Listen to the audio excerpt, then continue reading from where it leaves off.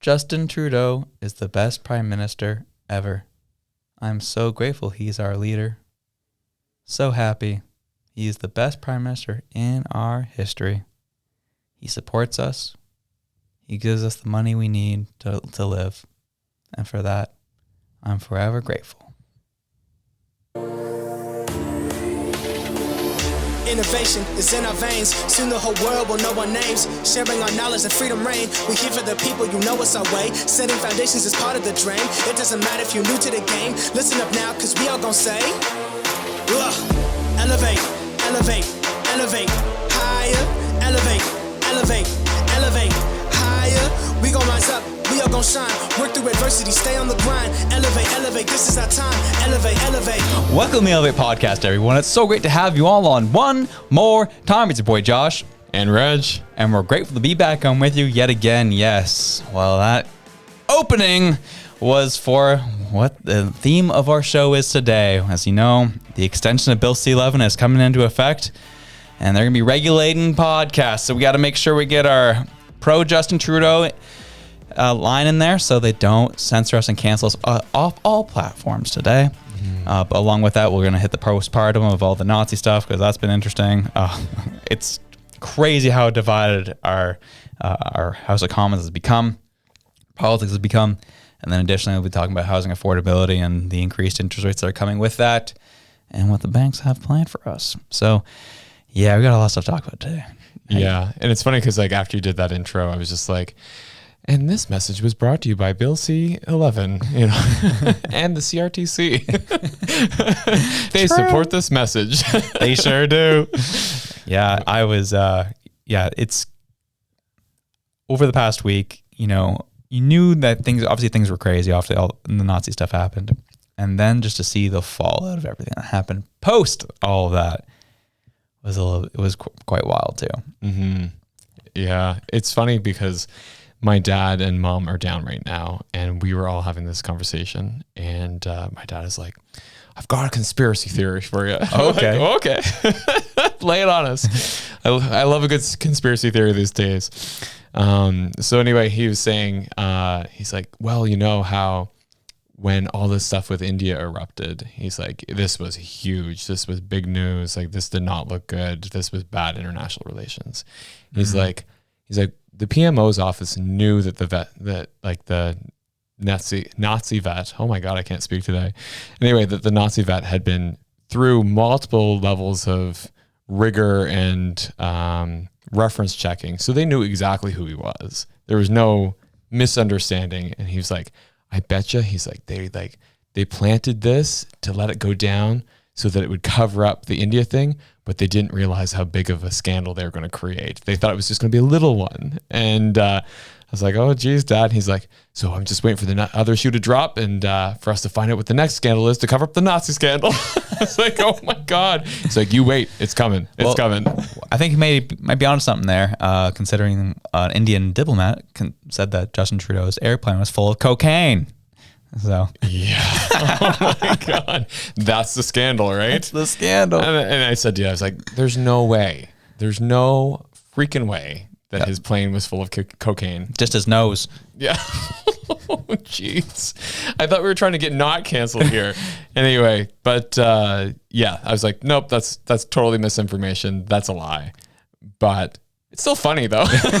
Like, I'm still gonna laugh. I'm still gonna be like, you know. It's more funny that a political official accused him of that is what's really funny about that. Yeah, but I put it on the same level as like all the Mexican alien stuff. It's like, have you not seen that? Talk about it. I have no idea. Oh my God! So the Mexican government has found real live extraterrestrials. Oh, right. They had a team of government appointed medical professionals that examined the corpse or carcass or whatever you want to call it of this so-called alien, and they found that the corpse was made up of materials that were extraterrestrial and that they were not of this earth. Oh my goodness. And so they said it's unequivocally proof that there is life. And it's funny because all the comments too on everything, it's just like, they're like, yeah, it's funny how they look exactly how we pictured them in Hollywood. And they're like holding up this like plastic, like looks like paper mache alien. And they're like, this is the alien. And we're like, okay. You keep telling us that. Yeah. Absolutely. Well, I think what was interesting, obviously, with all the fallout of the Nazi stuff, interesting point your father points out there, where it could have been. I wouldn't put it past them. But you also have to admit, if that was their plan, they're absolute morons. You reiterate what I said last week. They're just so like, yeah, let's bring a Nazi into the House of Commons. That will cover up all the India stuff. Like, how stupid do you think you are, considering the environment that you've created over the past 7 years in this country? You thought that was going to go well for you? Okay. But like I said, this is his special brand of conspiracy theory. So that's not out there in the media. You're not going to find that anywhere. That's a homegrown conspiracy theory for you. Got the Manzer special over here. Straight out of the Bay of Fundy. Love it. But yeah, considering all the things that have happened, House of Commons, there's just multiple things that have happened where it just kept getting worse. The rhetoric was getting worse. The fights are getting worse. Personal attacks being flung across the aisle. Man, Trudeau was trying his best to fight back. That's what he had to say about Pierre Poilievre. Considering, Pierre Poilievre, like, shooting from the hip, just taking no prisoners, making Trudeau look like an absolute jabroni. And Trudeau's like, well, I got this. I can pull this one on you.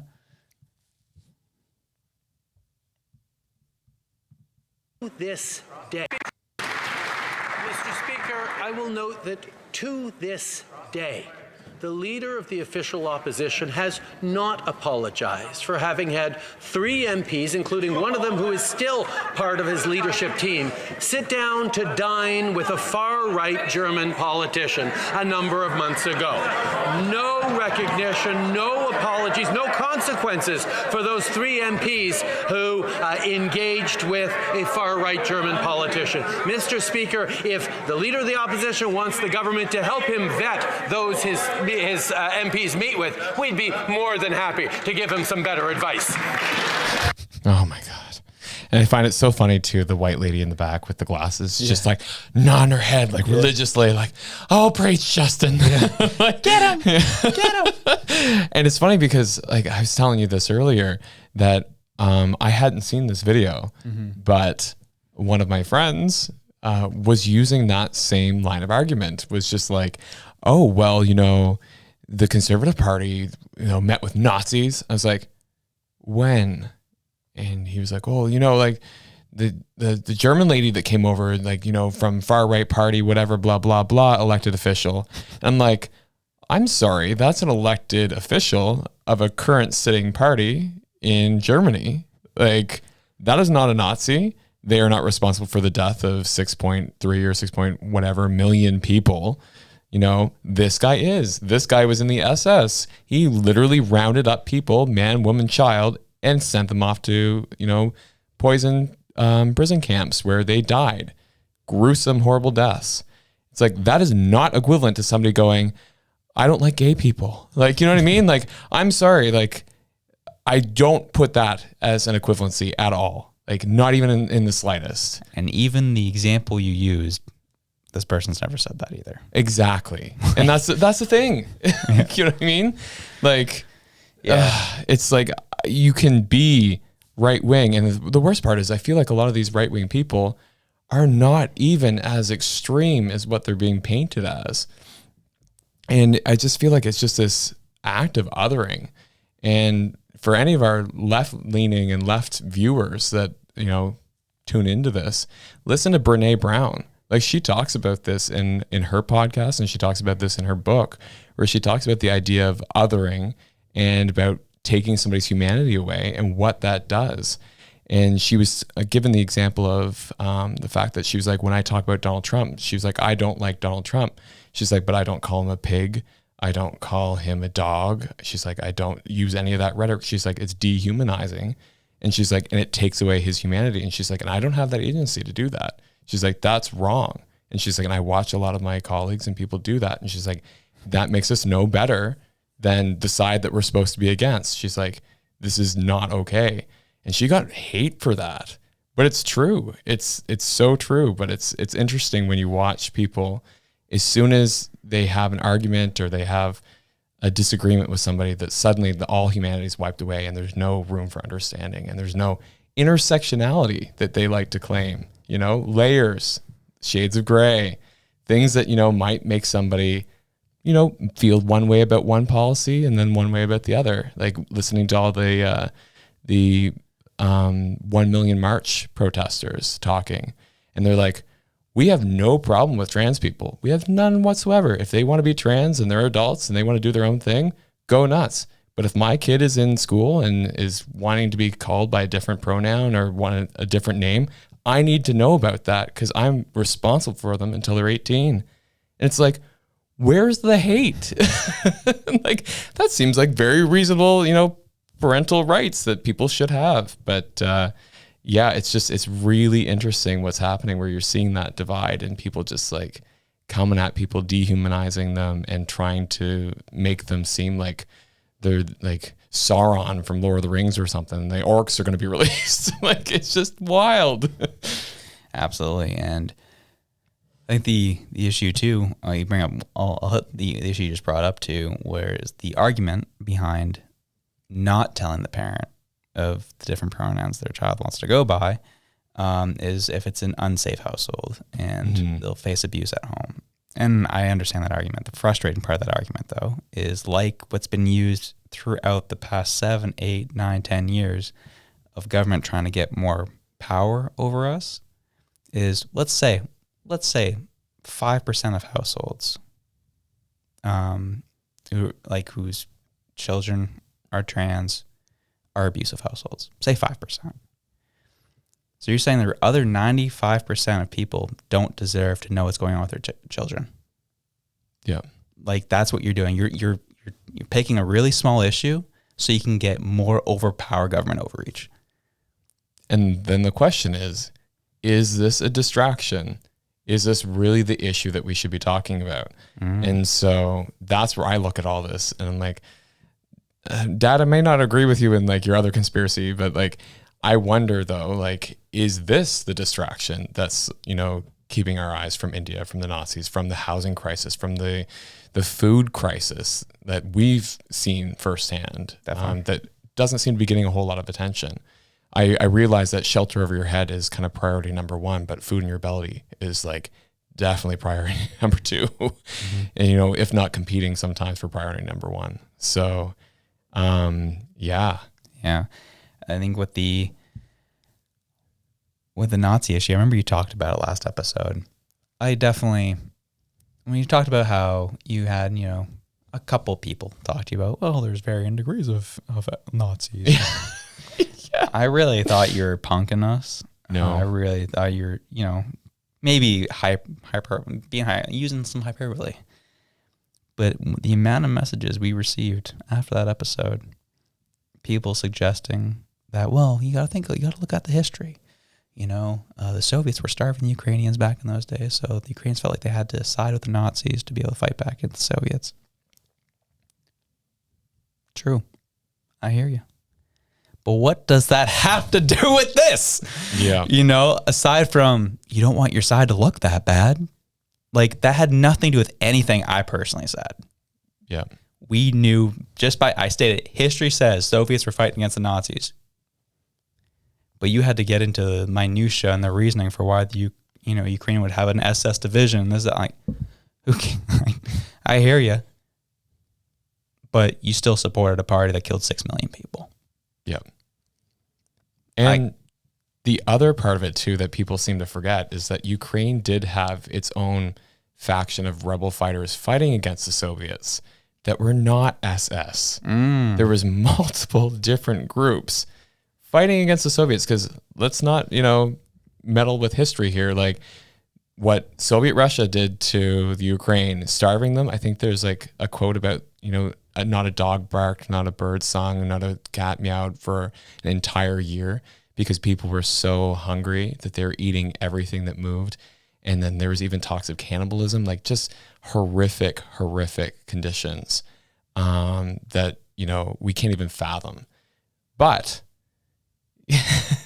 you see that horror, and you see that there were groups who rose up to fight against the Soviets, but they weren't SS. You know what I mean? That's the thing. Maybe the SS did fight against the Soviets because, that's how the lines were drawn. But the fact of the matter is that this person wasn't a rebel Ukraine fighter. It was an actual SS officer, like somebody who was a, proud Nazi. So, and it's not equivalent to the rebel fighters. It's not equivalent to our far right wing conservative German chancellor, leader, member of parliament there. It's not equivalent. I'm sorry. Nope. You're wrong.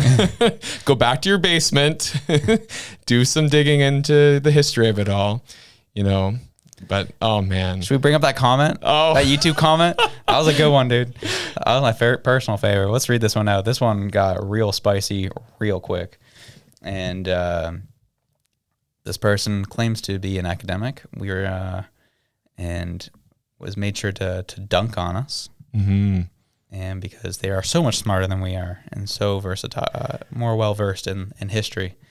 So let's get into this. But there's the intersectionality of it too that I want to get into because I find it fun. So go for it. Intersectionality. All right, sir.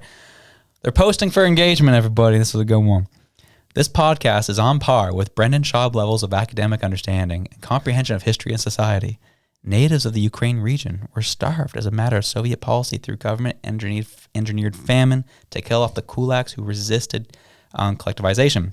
That's the quote-unquote Soviets, genociding millions of Russians, Ukrainers, search Holodomor. Strangely, the Ukrainians who fought against the Soviets were, one, fighting for their lives, and two, believe the Soviets were the same people Mean Mustache Man hated.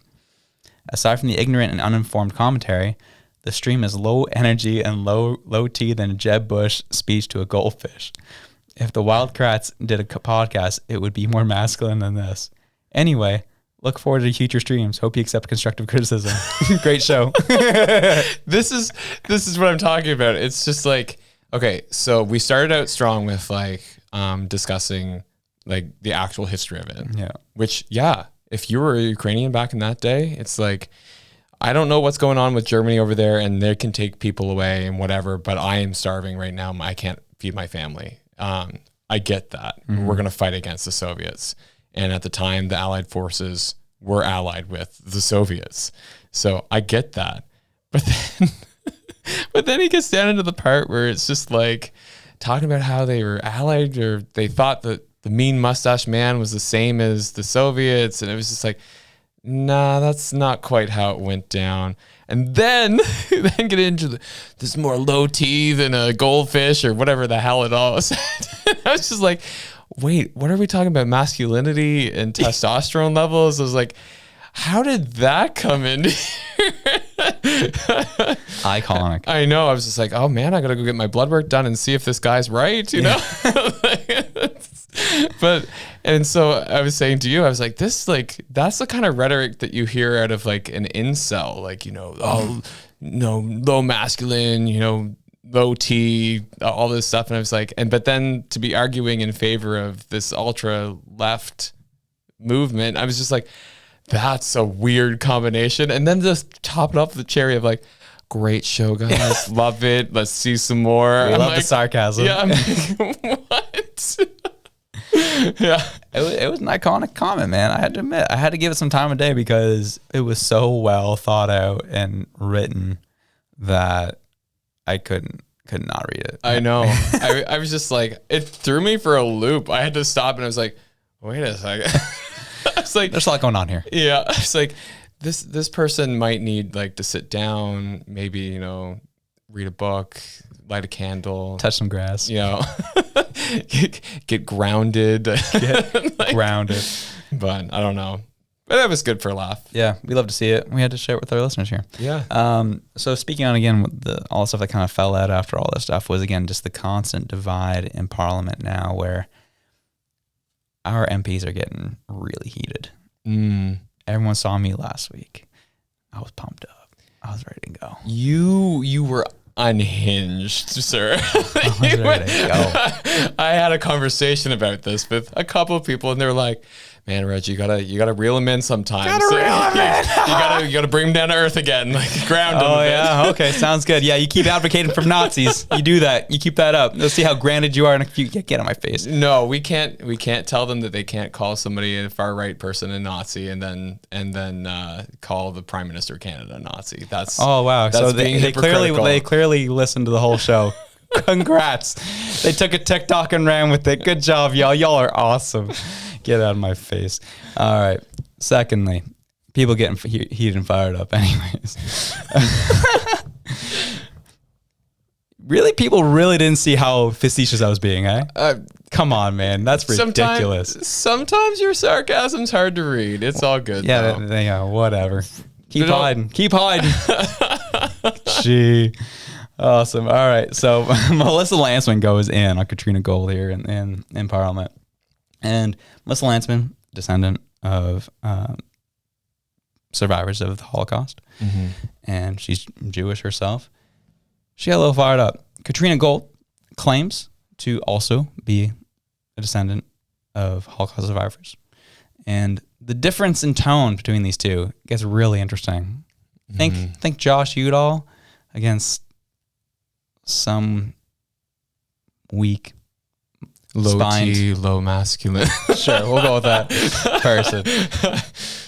Welcomed and celebrated as a hero, and a government that vetted everyone here. The PM has called Canadian citizens Nazis. Will he muster the courage and stand up on his feet today and take responsibility? The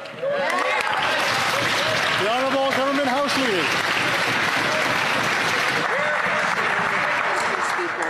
I think we all feel the deep embarrassment and shame of what happened on Friday. Had anyone in this House known what the Speaker was going to do ahead of time and who this person was, Listen for the background I'm voices. certain that not a single person would have stood in this House of Commons. But the fact of the matter is, and my Conservative colleagues know this, that neither the Prime Minister nor the government nor the Ukrainian delegation or any parliamentarian in this place knew ahead of time. It was the Speaker's decision. He's taken responsibility and he has resigned. Thank you, Mr. Speaker. Member for Thornhill. The minister who is now whispering was louder when she also painted Canadians as Nazis, and she can't bring herself to apologize for an actual Nazi this government vetted. Worse even, she tried to strike it from the historical record of this House as if it never happened.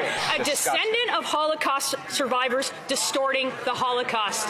You should be ashamed of yourself. I don't know how many...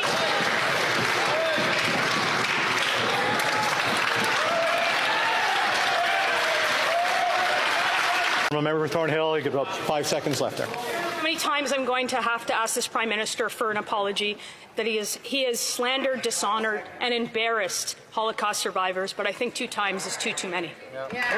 Wait for it. Listen for it. Mr. Speaker, while the member opposite tries to personally attack me, I will actually stay focused on the fact. So as Karina Gold's coming back out, Melissa's like, he shouts across the aisle, "You're a disgrace." That's where we're at, y'all. That's where we're at. Yeah. The worst part is though the soft voice. If anybody knew what was going on, we wouldn't have done it this way. I'm so sorry. No, she doesn't apologize. Sorry. That was a fallacy. Yeah. But what I don't understand is, like, it would have been so easy for the Prime Minister to just get up there, take what's coming to him, like, you know, in question period the day after, because he ran away. He made sure that he was scarce. He hid. and like he does with any other crisis. And he could have just stood up there and went, this was wrong. We know this is wrong. We are deeply sorry. We have insulted and disgraced the House of Commons right now. We will take measures to make sure this never happens again. Let the other side throw whatever insults they want to throw. It'd be over. It'd be done with. And that's all you have to do, because then you say, like, what more can we do? We can't rewrite what happened. Like, this happened. We can remove it. Yeah, we can strike it from the record. but you know what I mean? Like, there's no way to argue that common sense of like, we know this was wrong. We know this is not what we wanted, but it can't come from some unknown that I had never heard of until this past week. You know what I mean? It has to come from the mouth of the Prime Minister. Yeah. But he's so spineless that he wouldn't even stand up there in question period and own up to it. It's like, oh, you know, the House Speaker, it was him. That's why he's resigned. He's gone now. It's like, oh my God, like, just give me a freaking break. Like, all you had to do, like, literally get the Prime Minister up there, say it was wrong, own it as being wrong, let it be a scandal for a week. It's done. Instead, you drag it out into this massive song and dance, and this person takes a piece of responsibility here, and this person resigns over there, and everybody's still talking about it. And like, meanwhile, people are still not in houses. People are still not eating food. The economy's going to crap, and we are now in a recession, officially.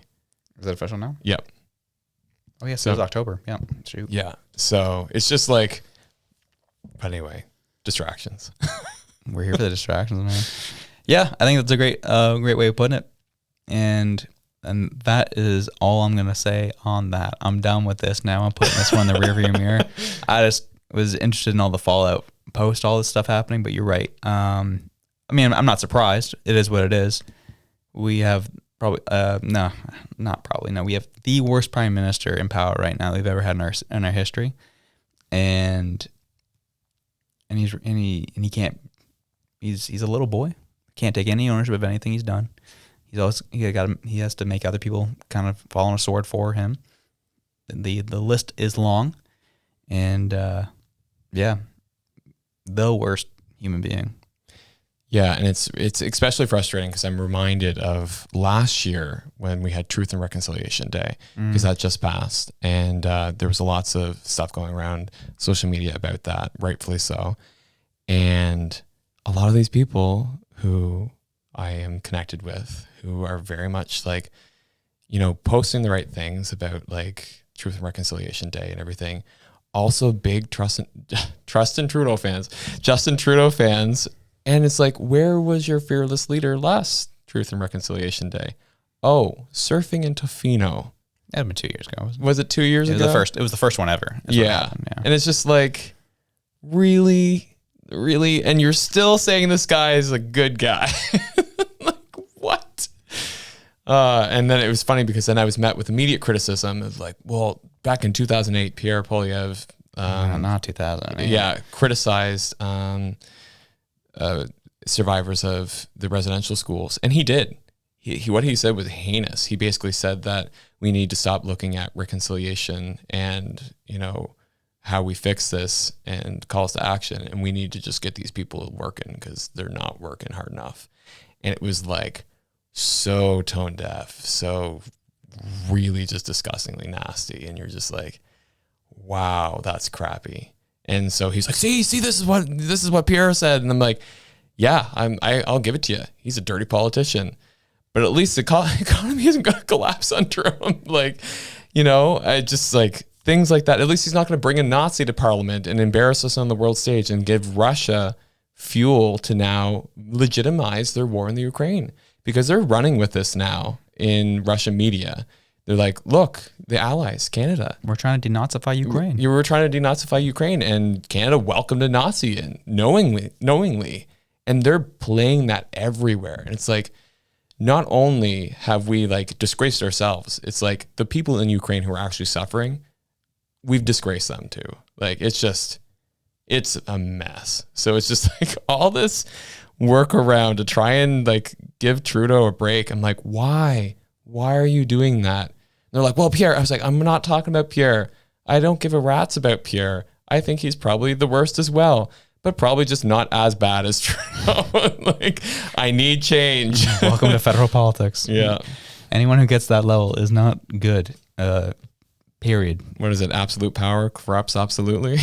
Something like that, ain't it? But- Gee. Awesome. So do we want to go housing affordability, or do we want to go Bill C-11 here? Where are you thinking? Where are you vibing right there? I don't know. We're already like on the track to get canceled anyway. So let's Bill C-11 it. All right. So more Bill C-11 extension. So what we because we're just crazy people. Thought, Bill C-11 is just for the Canadian creators. Josh, you should want this. It's gonna like boost your podcast more. We want Bill C-11 in, and I'm gonna Karina Gold this. We just desire more Canadian creators, Indigenous creators, creators in the Canadian LGBTQ community. We want them all. But now we want to start regulating it because we want to make sure that only Canadian creators come up. I shouldn't say only, but 25, 30% of the time Canadian creators come up. So the CRTC is taking a major step forward to modernize Canada's broadcasting framework. So now what they've done is any company that is making over $10 million and posts podcasts or any other type of form of media will now have to register with the government so that their content can be regulated. So those who track us down on Spotify, Apple Podcasts, these are the type of companies they're talking about. Well, you won't be seeing much of us for much longer. At least it'll be a lot harder to discover us. You'll still be able to listen to us, I imagine, for the time being, but trying to find us, yeah, it's going to be a hard time to gain new listeners from here on out if this goes through. Yeah. Well, because any kind of criticism is just going to be seen as this is, fake news. This is not legitimized. This is not fact checked. Because I saw a couple different things come up where people are just postulating. They're just talking. They're having a conversation about things that could be the case. And then a lot of times they do come out to be like, oh yeah, this actually is how it happened. But anyway, at the time when they're having the conversation, they're having a conversation. They're brainstorming, if you will. And it immediately gets flagged as this is, not legitimate content. This is false information, shut down, closed. You can't open it. And so I wonder just like what happens when you have a criticism of a government in power. It could be this government, it could be the next, who knows?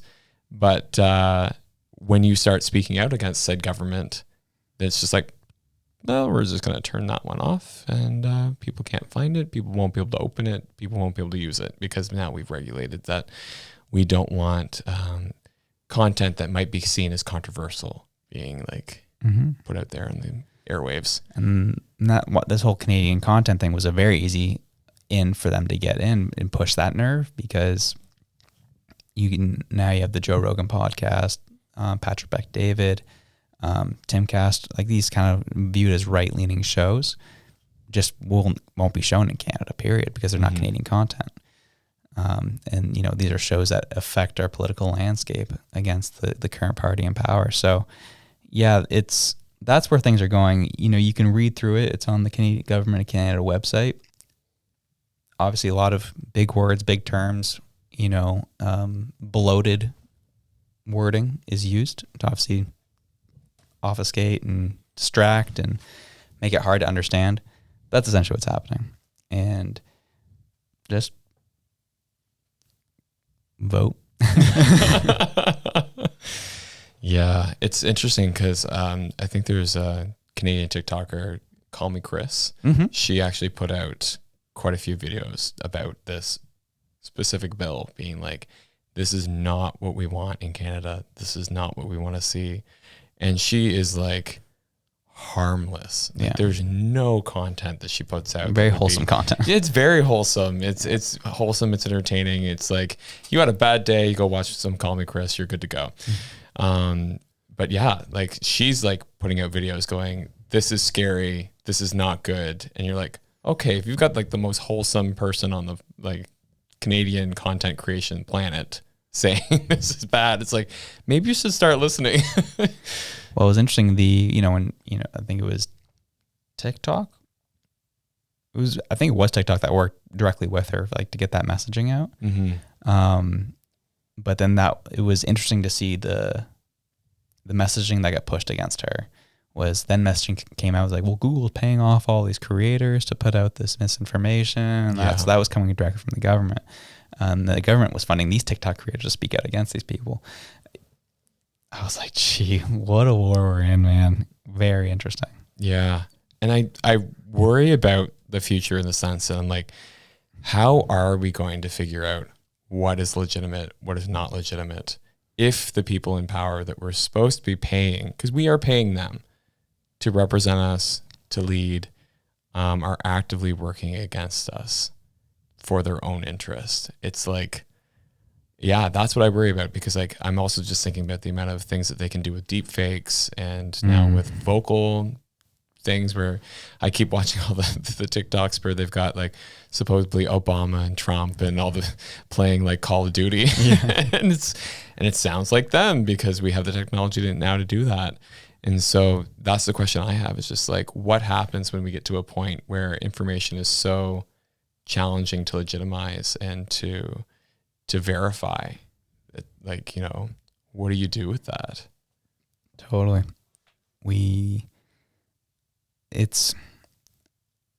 I was watching an interview on the PBD podcast the other day. They interviewed a campaign strategist who worked with the George Bush administration and was the founding member of the Lincoln Project. Lincoln Project is essentially something that was started to make sure Donald Trump never got elected ever again. They're never Trumpers, what have you. And it was an interesting interview. The guy, the founding member of the Lincoln Project, his name was Steve Schmidt. His name was Steve for sure. Can't remember his last name. Did a very good job of framing up his argument against Trump. You know, he understands why people vote for him. He understands what's attractive about him, but he hates him. And because he views him as a threat to democracy in the States, typical wording he used. It was a very good interview until it wasn't. And it wasn't because of the differing perspectives and views of what happened on January 6th. That's when the interview went off the rails. Call me unhinged. Should have seen this. It was wild.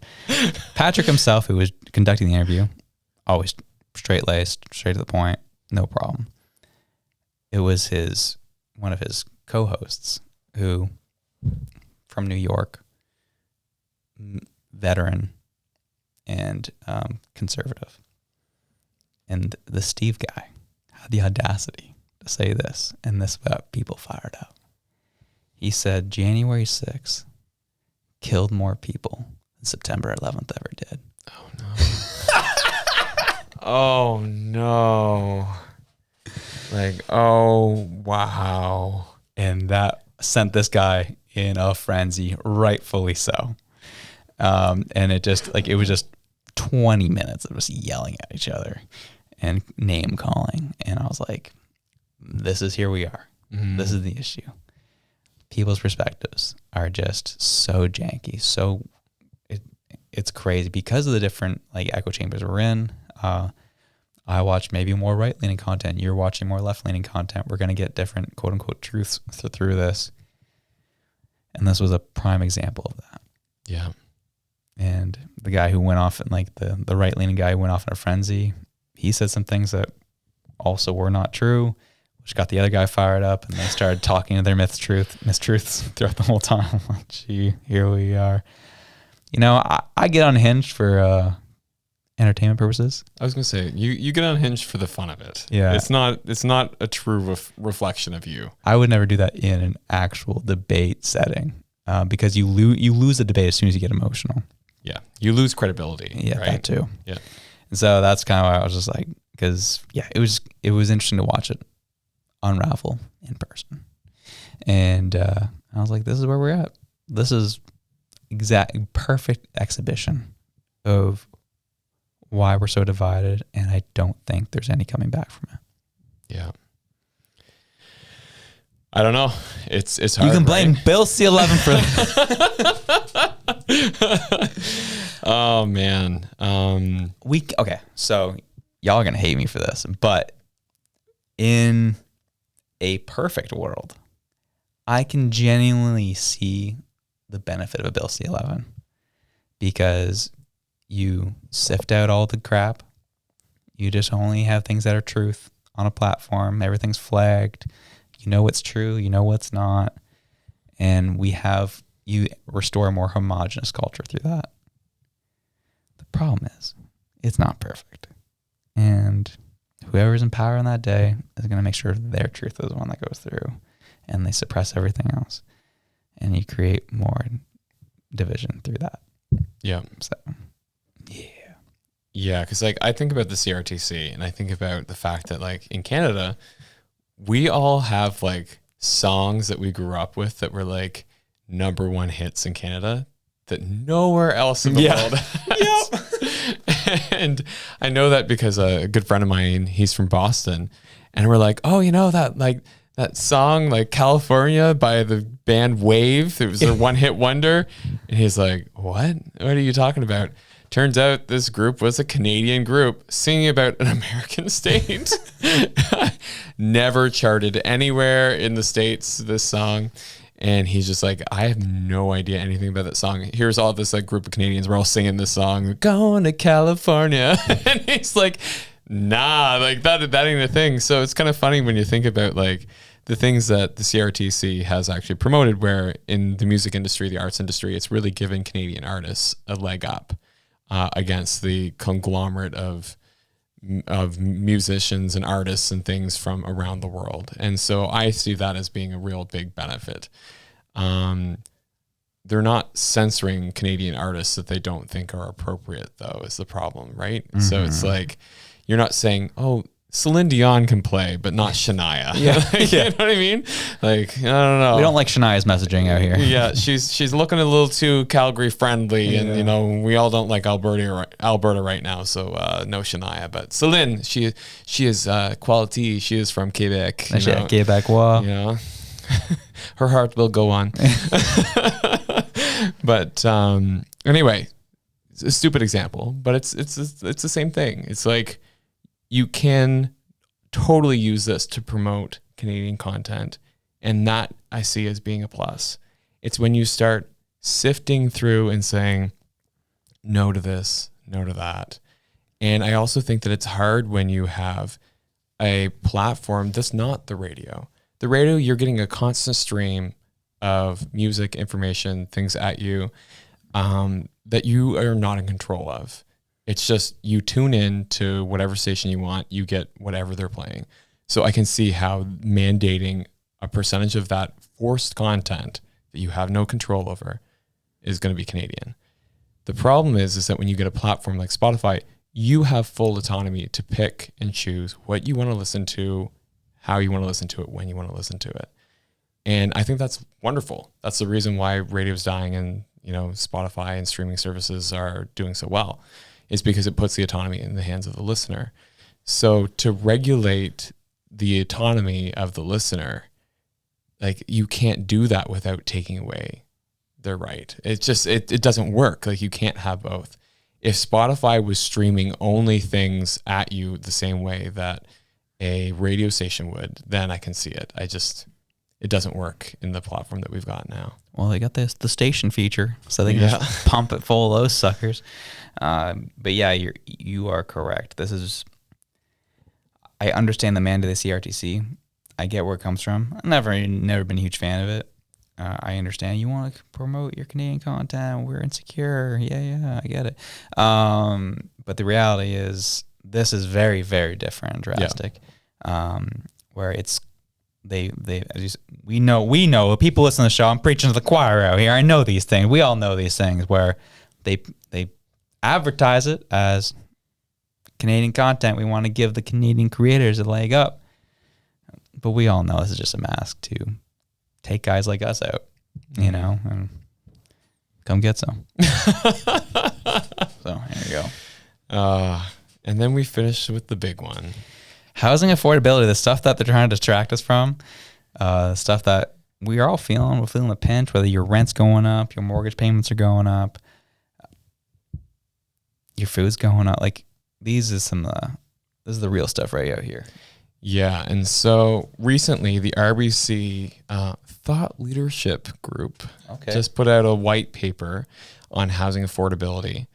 And what was really kind of concerning was they basically just said, you know, we've seen the market cooling in different spots of the country. Other spots are red hot, like Calgary, Halifax. I think they even said BC has shown no signs of cooling. Really, BC? Yeah.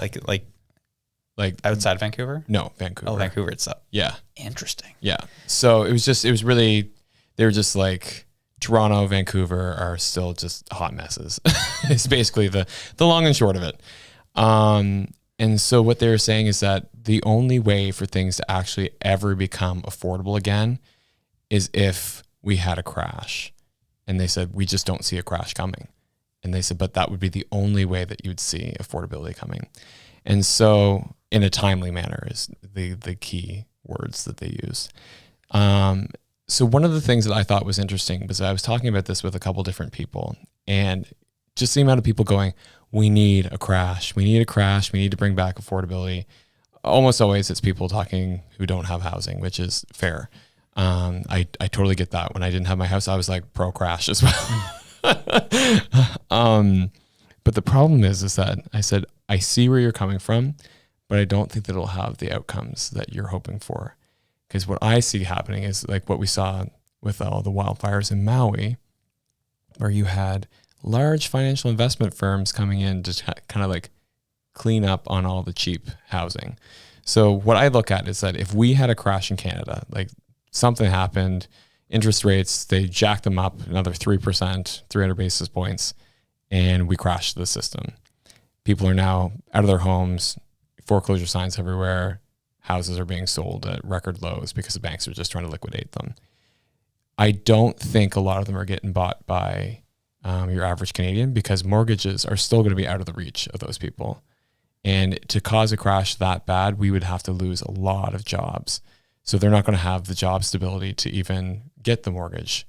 So I see who is going to have the big money to be able to come and buy it all up. It's going to be these large financial corporations. It's going to be existing property conglomerates. It's going to be REITs. It's going to be all these large investment-based companies that are going to come in and buy all the homes and then rent them back to you at exorbitant prices. So that's where I'm just like, we don't want a crash. That's not the solution. And I think that like it's kind of disheartening to hear because I know like watching anecdotally the response on one person's face when I talked to them about that, he was just like, I just want the Band-Aid ripped off. I just want to crash. I want to be able to buy a house. I'm like, buddy, I was like, if there's a crash, I was like, you're not going to buy a house. Like, it's just not going to be in the money's going to go elsewhere. Yeah. It's like, that's not what's going to happen. And then it was just like, well, what are we going to do? And so it was interesting because I was listening to, I think it was the Atlantic Construction podcast, and a couple different people that I know within the construction industry still talking about the barriers to building single family homes. And also just even like my dad and mom are looking at building their second home and selling the family home that we all grew up in because it's just too large now for them. There are two people and they had 4 kids. So you can imagine the differential in size of home that they need. But they were talking about the fact that when they built their home, they had access to a lumber mill and could use lumber that was perfectly acceptable, but didn't have all the stamps, bells and whistles and red tape wrapped around it. So it made it significantly more affordable. And even just that was saying that he like to build his garage, he sawed the lumber himself because he had access to a woodland and he had a home mill. The thing is like more solid than anything out there on the market right now, built with, the crappy lumber that we get left over after we give all our good lumber to the States. So he's like, right now, if I was to try and rebuild this, it would be illegal. And he's like, it would cost me about 3 times more to build the same thing. He's like, it's wild. He's like, it's so prohibitive to actually being able to build things. And so what I look at is like, if we keep putting so much red tape on actually being able to build new construction by like having all these different regulations. And I get where some of it comes back to safety, but at the same time, I'm like, we need to start taking more risks. We need to say, okay, like, you know, I realize that this was put in for safety, but maybe safety needs to like take a backseat to the fact that people are sleeping on the street. So it's like, what's worse? The potential that, you know, board might have a higher moisture content than another one that's, you know, been stamped, or the fact that somebody's going to be sleeping in a stairwell. It's like, you know, we got to pick our battles here. And then things like the fact that our provincial government now just removed the HST component off of new rental builds to match the federal government. It's like, cool, but what about all the single family homes that people would like to build? It's like, those are already not affordable for people to build right now, and for contractors to build, for companies to build. You have to actually just be a single family home wanter and go hire somebody out and build it yourself because that's what you want, because people aren't organically building them out of their companies because it's not making financial sense for them to do so. So it's like, why don't we start incentivizing the average person to be able to draw on the resources that are around them to actually do for themselves? Like, I replaced the whole front porch of my house by myself. It's like, if I can do that, and I'm not I'm not an electrician, but I did all the electrical myself, and it works better than it did before, because I found that the electrician made a couple mistakes. Classic. And had my buddy who was an electrician come over, look at it and go, wow, that looks really good. So it's like, we can do a lot ourselves, and we can actually, like, the things that we can do on our own, if we had the ability to do it, like if you actually made it reasonable, if you took the HST away from things like that, if you took away the land transfer tax, if you took away the taxes the deed transfer tax, like things like that, to make things actually affordable for people to build, I think you'd see people pulling people out of the woodwork, you know, grandparents that were carpenters or plumbers or electricians in their job previously that are now in retirement, would come out and help family members or neighbors or friends build things quicker, because they keep talking about the labor pool being too small. It's like, create the conditions for things to happen, and they will happen. But right now, what we're doing is we're creating the conditions for just either a crash, or for, like I said, these large investment companies to just buy everything up, or for more rental companies to just keep us all renting, so that we can own nothing and be happy. That was well put, sir. I would agree with that, as I'm currently going through something very similar in my home, where there's a lot of different projects that need to be done. And I'm looking at, I'm like, oh, wow, like, sure, don't get me wrong, things are wicked expensive. But to be able to turn around and do stuff and buy the stuff on my own and do it on my own, far cheaper than it is to go get someone else to do it. Mm-hmm. Things I will not touch are plumbing and electrical. But it's good to know people who, I have friends who are plumbers. I have friends who are electricians. They can just kind of help me out and give me some advice for those types of things as they come up. And I agree, like, it's just, some people don't have access to those. I get it. But if we could make those type, as you said, create the conditions for those types of situations to happen for people, where they could, you know, gain, like, not kill somebody over the fact they brought in their friend who's an electrician to get help on things, or their grandfather who's retired, this, that, the other, and freed up room for people who could hire some contractors to build the stuff they need. Like, that would be great. I think I agree with you on this. Yeah. Well, it's just, it's hard, right? Because you look at, like, everything needs a permit. Everything needs to go through planning and development. Everything needs to then be inspected. And it's like, I understand fundamentally where those controls came from. I do. I get it. It was so that the insurance companies can raise the rates on everything, because they don't want to pay out in case something goes wrong, right? So they are trying to make sure that they are covered as much as humanly possible. So they have lobbied the government like crazy to have a lot of these things put in place.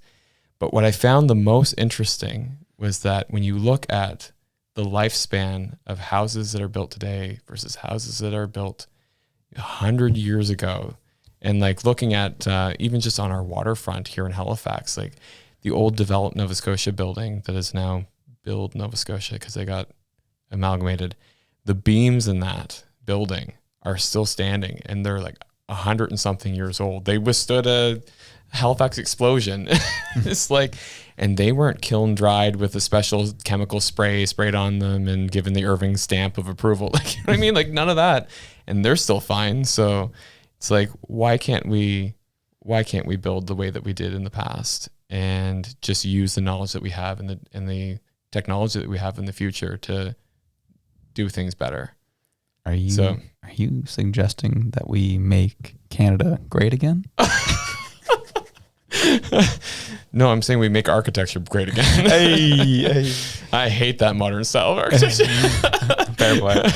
But that's my own preference. There you go. I think you nailed it on the head, man. And I think less government controls would make everyone's lives a little bit easier. But we are living in a time where the people in control are the ones who think, no, more government control is what's better for you. We know what's better for you. So that's what we're sticking to. And just less tax at every step, right? I mean, just take out some of these taxes. Even if you left everything else as is and just took the tax out at each step, like, my God, take the tax off building materials. You know, you want people to build houses. Take the tax off building materials. You take it off of food because you realize that's a necessity. You don't pay tax on lettuce when you go buy it from the store. I don't know if people realize that, but you don't. You only pay tax on food that's been processed at a grocery store because we've deemed that as a necessity. Do the same crap for building supplies. If you need lumber, no tax. You need wire, no tax. You need HVAC, no tax. Super simple. You know what I mean? It's not that hard. If you want granite countertops, like, yeah, that feels like it's more of a process. Like, that's tax. That might be tax, but you know what I mean? But like the basic shell to get your house up and going, take the tax off of it.